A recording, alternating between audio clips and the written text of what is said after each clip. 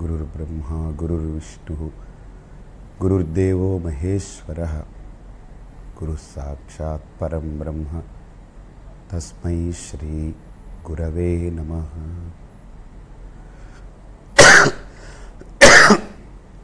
ओम दयानंदचरणौ मनसा स्मरामि दयानंदचरणौ शिरसा नमामि।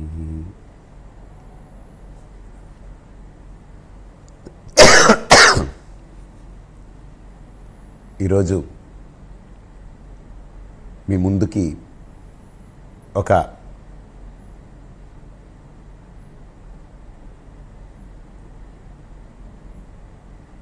గొప్ప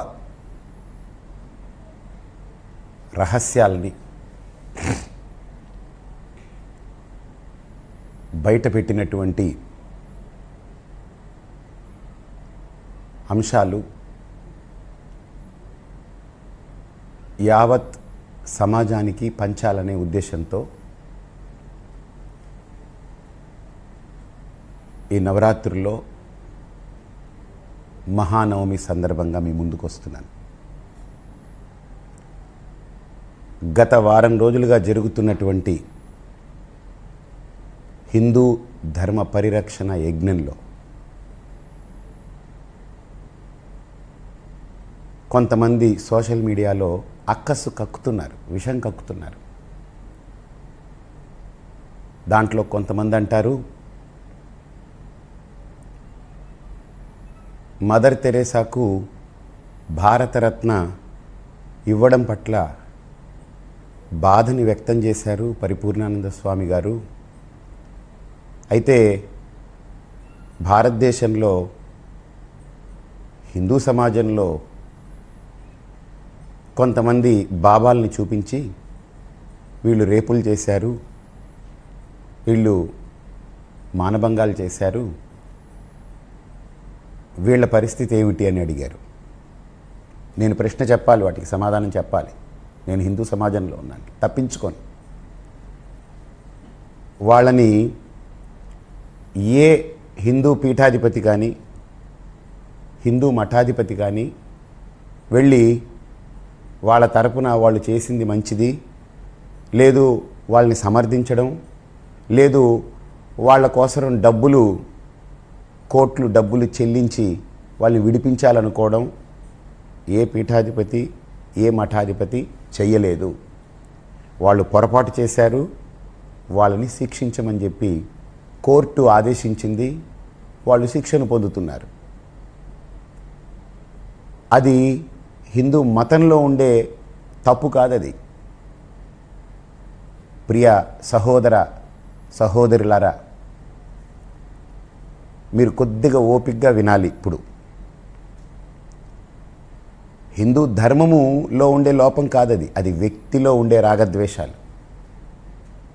దాన్ని హిందూ సమాజం కానీ హిందూ మత పెద్దలు కానీ దాన్ని సమర్థించడమో, దాన్ని కప్పిపుచ్చడమో, దాన్ని డబ్బులతో మాఫీ చేయాలనుకోవడమో చేయలేదు. కానీ ఈరోజు మీరు అడిగారు కదా బాబాల గురించి, నేను స్పష్టంగా చెప్పాను కదా. ఇప్పుడు మీ ముందు కొన్ని విషయాలు పెడుతున్నాను. చిన్న చిన్న పిల్లల్ని మాస్ రేపింగ్ చేశారు పాస్టర్లు, చర్చిలో ఫాదర్లు మానభంగాలు చేశారు, రేపులు చేశారు, పైశాచికంగా ప్రవర్తించారు అని వందల చిట్టాలు ఉన్నాయి మా దగ్గర.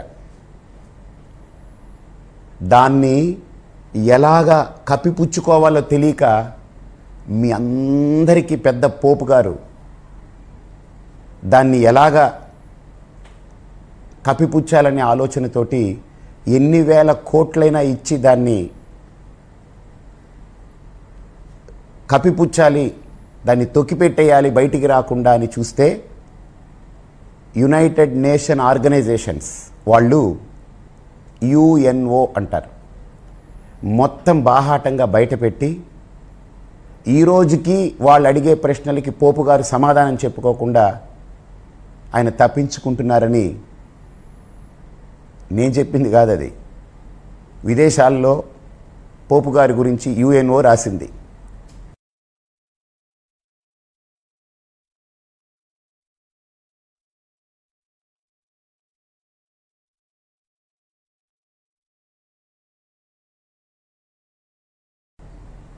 అంతేగా పైశాచిక క్రీడల గురించి. రేపు విజయదశమి, దసరా కదా, మాకు పండగ కదా, మేము పూజ చేసుకుని మీ ముందు మొత్తం చిట్టాలు పెడతాం. నిజంగా ఆ చిట్టాల మీద మీరు మాట్లాడడానికి సిద్ధపడితే బయటికి రండి. మా వాళ్ళు సిద్ధంగా ఉన్నారు. రేపు మొత్తం చిట్టాలు బయట పెడతాం. విదేశాల్లో ఇండియన్ పాస్టర్లు వెళ్ళి చేసినటువంటి అకృత్యాలకి అక్కడ తల దించుకుని వాళ్ళు ఏం చేయాలో తెలియక తల పీక్కుంటున్నారు, జుట్టు పీక్కున్నారు. కొన్ని దేశాల్లో పోపు గారిని రాకుండా నిషేధించినటువంటి ఆంక్షలు ఉన్నాయని కాగితాలు మాట్లాడుతున్నాయి, న్యూస్ పేపర్లు అన్నీ మాట్లాడుతున్నాయి. ఏకంగా ఒక పోపు గారి మీద కూడా ఒక ఆరోపణ ఉంది, అది కూడా రేపు చెప్తాం. మూలాలు, మీరు మా కులాల జోలికి వచ్చి మా మతం జోలికి వస్తే మీ మూలాలు కదిలేలాంటి చిట్టాలన్నీ బయటికి తీస్తాం. మీరు రెడీగా ఉండండి. ఇందులో పోతే నేను పోతాను, కానీ నేను ఊరికినే పోను, మొత్తం బయట పెడతాను నేను. మళ్ళీ మీరు మాట్లాడాలంటే మా హిందూ ధర్మం గురించి మీరు సోషల్ మీడియాలో కానీ మీడియాలో కానీ ఒళ్ళు దగ్గర పెట్టుకొని మాట్లాడాలి. మీరు ఒక 10 మంది పొరపాటు చేస్తే దాన్ని మతం మీద రుద్దుతారా?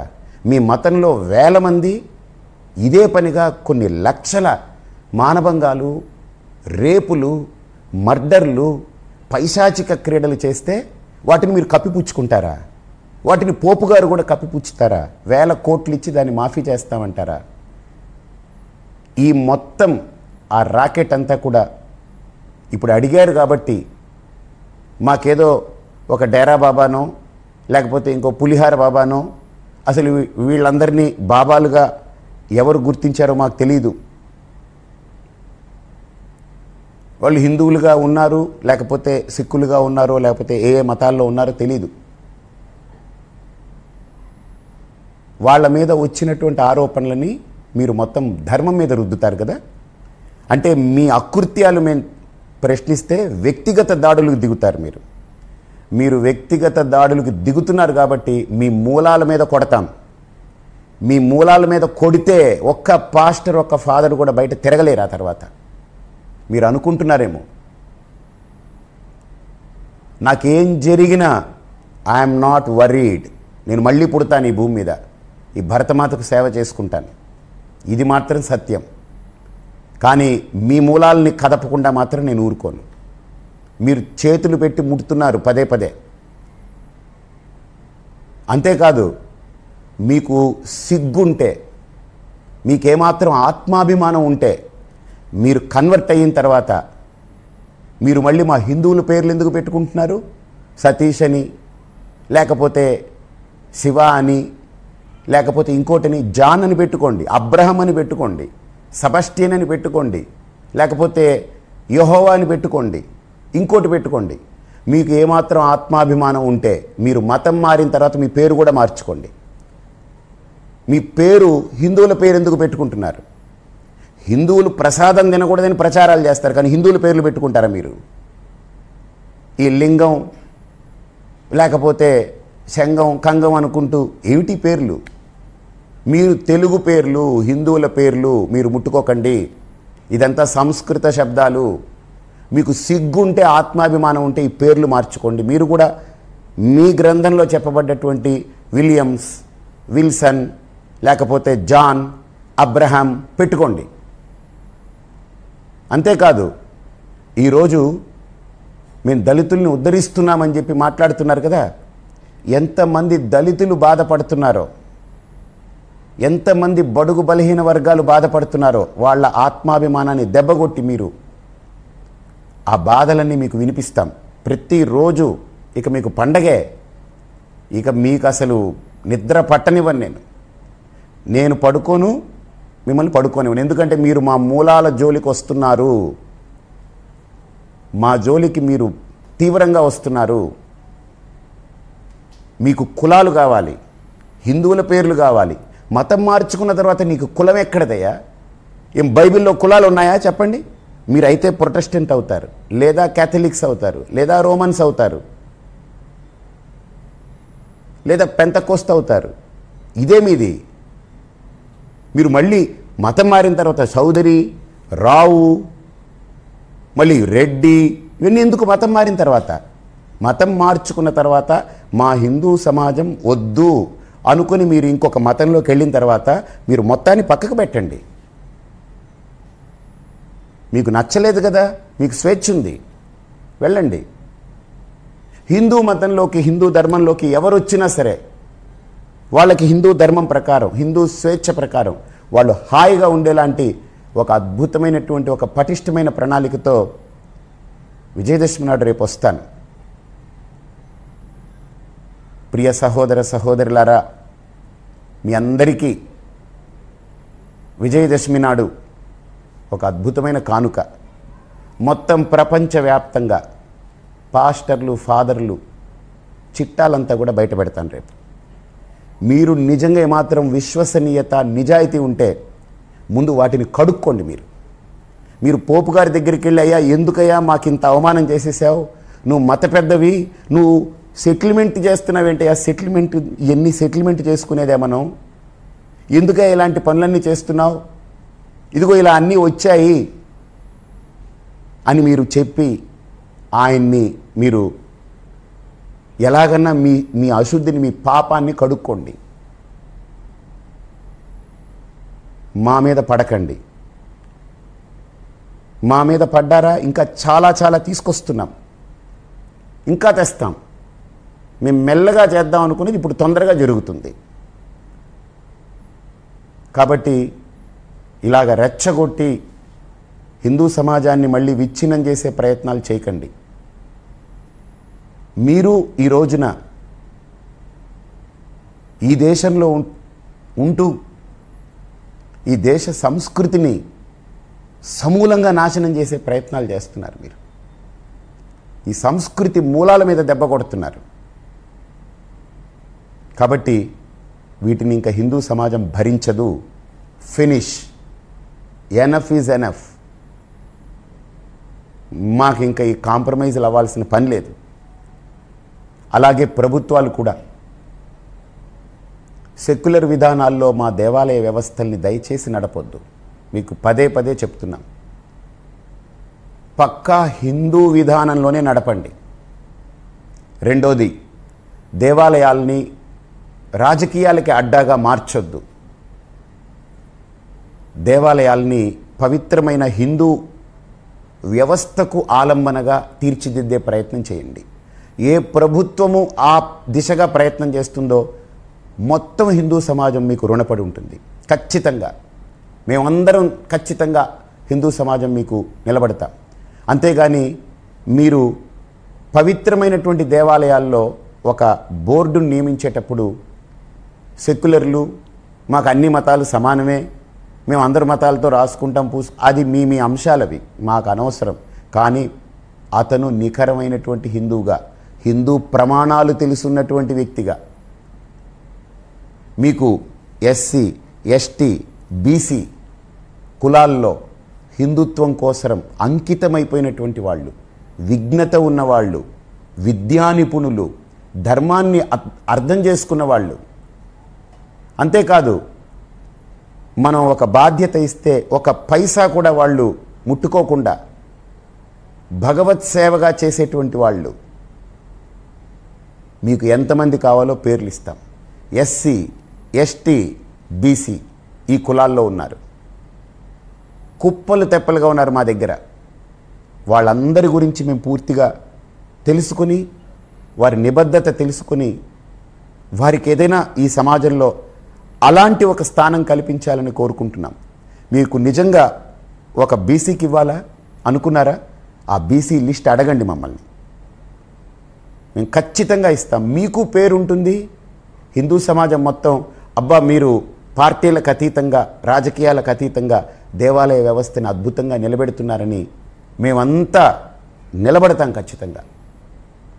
దాంట్లో పార్టీలు కానీ రాజకీయాలు కానీ జొప్పించొద్దు. మాకు చాలా హెడేక్ వస్తుంది, మేము విసుగు చెందుతున్నాం. భక్తులు హిందువులు కూడా చాలా గాయపడుతున్నారు. ఇటువంటి అంశాల పట్ల దయచేసి ప్రభుత్వాలు, రెండు ప్రభుత్వాలు కూడా ఒక్కసారి ఆలోచన చేయండి. మీరు ఒక ఈవోని వేస్తే టీటీడీలో అతను పక్కా హిందూ అయి ఉండాలని ఒక ప్రమాణం పాటిస్తున్నారు. అలాగే ధార్మిక మండలిని ఏర్పాటు చేసేటప్పుడు కూడా దానికి ఎవరిని పెడతారో వాళ్ళు కేవలం హిందువులే కాదు, వాళ్ళు హిందుత్వంలో వాళ్ళు విజ్ఞత, వినయము, అలాగనే హిందూ ధర్మం పట్ల తెలుసుండి, కనీస అవగాహన ఉండి, అలాగే వాళ్ళు ఎక్కడ ఒక పైసా కూడా కకృతి పడకుండా, వాళ్ళ క్లీన్ చిట్ ఉంది, వాళ్ళకి ఏ రకమైన ఇతరత్ర ఇది లేకుండా క్లీన్ ట్రాక్ ఉన్నటువంటి వాళ్ళు ఎస్సీల్లో, బీసీల్లో, ఎస్టీల్లో ఉన్నారు. మా దగ్గర ఉంది. వాళ్ళని మీరు పెట్టండి, మేమందరం గర్విస్తాం, మా ఆత్మాభిమానంగా భావిస్తాం. అది that is our self respect. ప్రభుత్వాలకి విజ్ఞప్తి, ఇప్పుడు టీటీడీ బోర్డు ఏర్పాటు చేస్తున్నారు. దాంట్లో కొంతమంది స్వాములు, కొంతమంది ధర్మ విశ్లేషకులు బాధపడుతున్నారు. మీకు మేము చెప్తున్నాం ఏంటనంటే, మీకు మేము సహకరిస్తాం, మా సహకారం తీసుకోండి. మీరు ఈ అంశంలో మాలాంటి వాళ్ళ సహకారాలు తీసుకోండి. మీకు పారదర్శకంగా లిస్టు పంపిస్తాం, మీరు వాళ్ళ గురించి పూర్తిగా ఎంక్వైరీ చేసుకోండి. ఒక భారతరత్న ఇవ్వడానికి, లేదా ఒక పద్మభూషణ్ ఇవ్వడానికి, ఒక పద్మశ్రీ ఇవ్వడానికి ప్రెసిడెంట్ చేతుల మీదుగా ఆ అవార్డు ఇవ్వాలంటే ఆయన మీద మొత్తం ఆయన అకౌంట్స్ కానీ, ఆయన ఇన్కమ్ ట్యాక్స్ ఫైలింగ్ కానీ, ఆయన ట్రాక్ షీట్ కానీ, ఆయన ఉద్యోగమో వ్యాపారమో, ఆయన ఏ విభాగంలో ఉంటే ఆ విభాగానికి చెందినటువంటి విశేషాలు కానీ, ఆ వ్యక్తిగతమైనటువంటి ఆయన వాక్కు, ఆయన నడక, ఆయన విధానాలు కానీ ఎలా పరిశీలనలోకి తీసుకుని ఆయన్ని రెఫర్ చేస్తారో,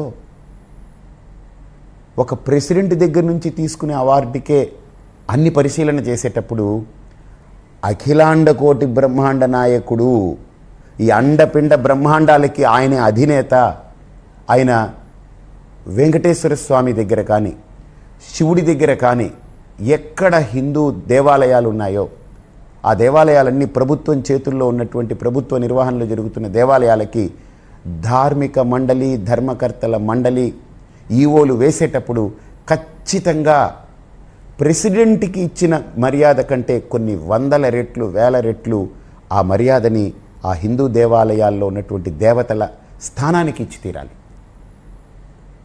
కాబట్టి ఇది ఆగమ శాస్త్రాలతో సంబంధించింది, చరిత్రలతో సంబంధించింది.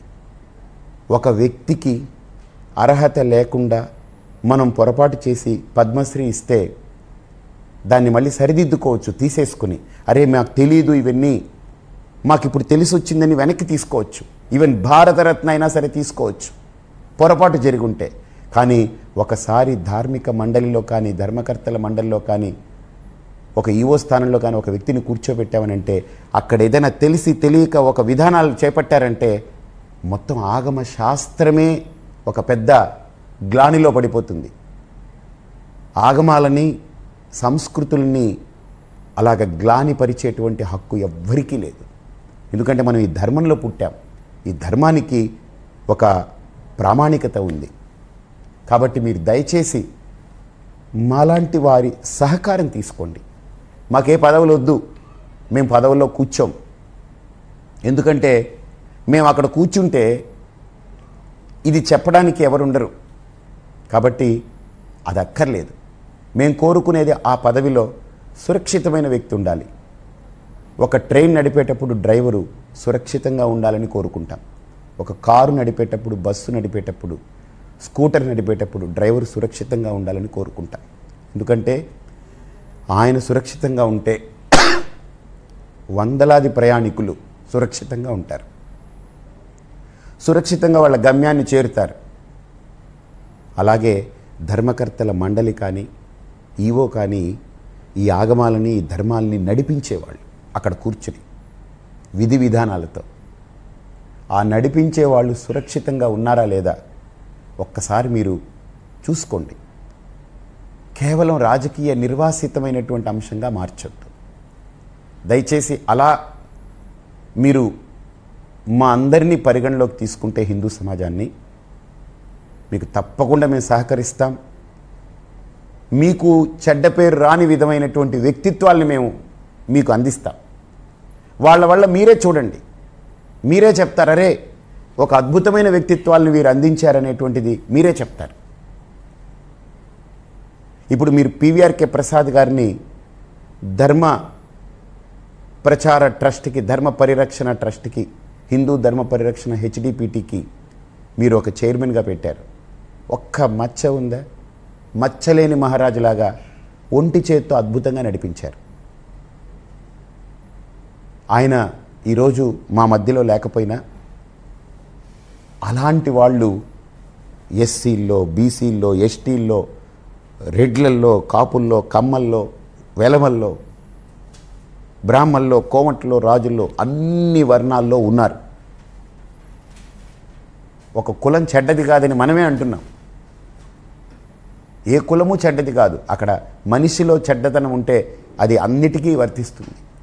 కాబట్టి అది వ్యక్తిగతమైన రాగద్వేషాలు లేకుండా మీకు ఒక పారదర్శకమైనటువంటి ఒక లిస్ట్ మేము అందిస్తాం. మీరు అందులో నుంచి మీరు ఎంక్వైరీ చేసుకోండి.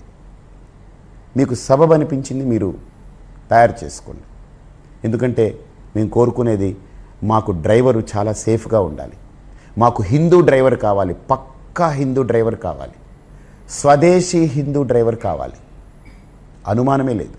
ఈ సెక్యులర్ భావజాలాలు, పార్టీ భావజాలాలతో హిందూ కాదు అక్కడ కూర్చోవలసింది. అన్నిటినీ అసలు పక్కకు పెట్టి కేవలం భగవంతుడు, నా ధర్మము, నేను హిందుత్వానికి నేను జవాబుదారీ అనేటువంటి ఒక విధానంతో కూర్చోగలిగే ఒక విజ్ఞత, పారదర్శకత, ఒక మంచి బ్యాక్గ్రౌండ్ ఉన్నటువంటి ఒక వ్యక్తిని ఎంచుకోవాలి.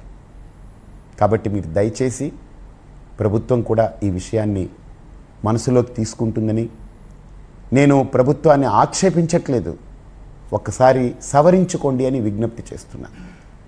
సవరించుకోకపోతే మళ్ళీ నేను మిమ్మల్ని గట్టిగా హెచ్చరించాల్సి వస్తుంది. కాబట్టి మా ప్రాథమిక అంశాలని మీరు పరిగణలోకి తీసుకుంటారని మీ ముందు ఉంచుతున్నాను. అలాగే రేపు విజయదశమి, లక్షలాది మంది ఉభయ రాష్ట్రాల్లో ఈరోజు సోషల్ మీడియా ఒక ఒరవడి తయారు చేసి పెట్టారు మీరంతా.